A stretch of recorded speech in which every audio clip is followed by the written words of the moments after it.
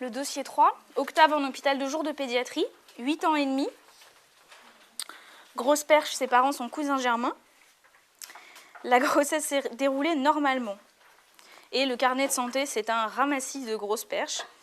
Et donc, il est à moins 2,5 ds pour le poids et à moins 2 ds pour la taille à l'âge de 8 ans. Il a un transit accéléré avec des selles pâteuses et grasses. Il est fatigué. Il a une otite séreuse bilatérale. L'examen est ballonné. Et la maman vous donne différents examens faits en ville. En gros, elle vient pour un diagnostic assez évident. La muco. Donc la mucoviscidose, à cause de tout ça, la consanguinité, le retard à l'émission du méconium, le prolapsus rectal, les infections bronchopulmonaires à répétition, le retard staduro-pondéral, la malabsorption, l'altération de l'état général. Otite séreuse, c'est infection chronique, infection ORL chronique.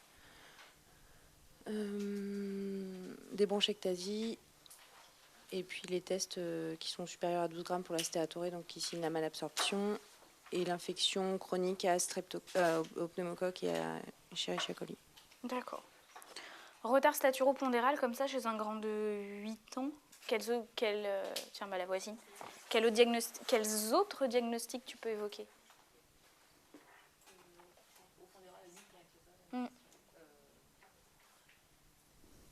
Soit ça a commencé très tôt, on peut évoquer aussi les déficits en hormones de croissance. Mais à ce moment-là, ça aurait peut-être été diagnostiqué plus tôt. Sinon, d'autres pathologies. Alors ça dépend. Après, je pense qu'il faut regarder le poids et la taille, si le poids casse avant la taille ou si inversement. Donc en fait, si le poids casse avant la taille, il faut s'intéresser aux pathologies digestives, donc plutôt maladie cœliaque ou... voilà. C'est pour avoir des grandes idées. Et maltraitance, oui, mais à ce moment-là, c'est le nanus psychosocial. Ouais. Voilà. Autre chose. Et puis, soit c'est... Oui, c'est... Dépression, dysthyroïdie.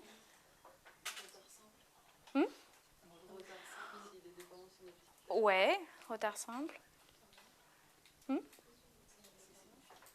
Un Turner, ouais, si c'est une fille. Ouais, on a déjà dit. Un truc qui peut être très très peu bruyant, hormis je suis fatiguée. Insuffisance rénale. Pensez-y, une petite créate, ça peut rapporter gros.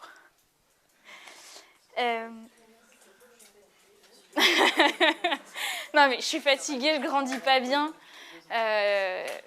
Non mais enfin, c'est pas des bêtises, hein, c'est des vrais diagnostics que tu fais comme ça. Ok, alors quel test vous permettra d'affirmer le diagnostic? Alors, test de la sueur. Ouais. Après, les détails, je sais pas trop.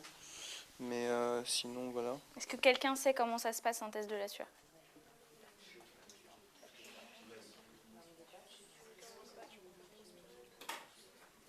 Ouais, c'est ça en fait. On met une petite pastille, alors souvent au niveau du bras ou au niveau du poignet, qui va absorber la sueur. Donc on les fait jouer en salle d'attente.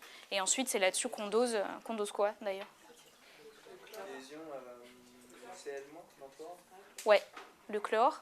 Et vous avez une idée du seuil? Ouais, c'est ça. Supérieur à 60 à 2 reprises. Est-ce que quelqu'un avait fait pareil de la génétique à cette étape-là? Bien joué. Alors justement, quel est le mode de transmission de cette maladie? C'est autosomique récessif.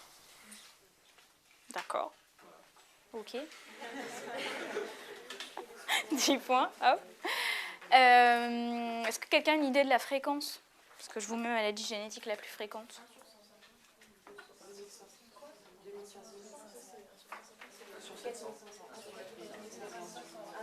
Le seuil d'une maladie rare, c'est quoi?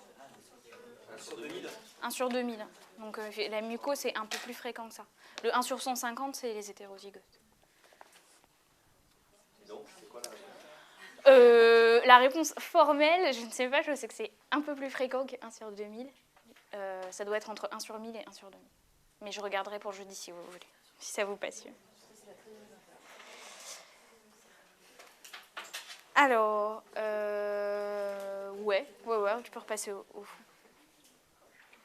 Quels sont les germes les plus fréquemment retrouvés dans la flore de colonisation pulmonaire dans cette maladie? Le Staphylococcus aureus, Pio et Hachi, ce qui était marqué. Tu étais d'accord avec le corrigé? Formidable. Pas de pneumocoque? Ouais, classiquement, là, on parlait vraiment des germes colonisateurs, entre guillemets, habituels. Et c'est dans cet ordre-là. Non, mais juste parce que le pio, je crois que c'est important par rapport à... Le pio, ça marque un tournant de la maladie respiratoire. Les autres, on s'en sort un peu mieux avec les antibiothérapies séquentielles. Donc effectivement, je dirais que c'est plus grave et un peu moins fréquent. Alors, les éléments principaux du traitement à visée respiratoire. Alors pour le traitement à visée respiratoire, une kinésithérapie respiratoire quotidienne, voire pluriquotidienne, pour faciliter les sécrétions, avec des aérosols de mucolytiques pour fluidifier les sécrétions. Et ensuite aussi une antibiothérapie en fonction de la flore prélevée sur les ECBC. En cure, après je ne savais pas exactement comment les administrer, les antibiotiques. Ouais, mais ça, tu n'as pas besoin de le savoir, je pense. Et puis si on a une infection à piocyanique, il faut, je crois, une antibiothérapie par aérosol de tobramycine ou quelque chose comme ça, plus régulière. Et sinon, comme autre mesure possible, les vaccinations. Ouais, très bien. Donc grippe, pneumocoque. Une oxygénothérapie si on en a besoin, voire une VNI. Et puis, moi, c'est tout ce que j'avais mis. Écoute, c'est quasiment ça. Hein. Essayez de faire du sport, un exercice physique adapté, ça améliore la fonction respiratoire. J'ai mis greffe pulmonaire, mais bon, voilà. Tout le monde voit ce que c'est, la VNI? D'accord. Et voilà, tu nous as tout dit. Et alors, les éléments principaux du traitement à visée digestive.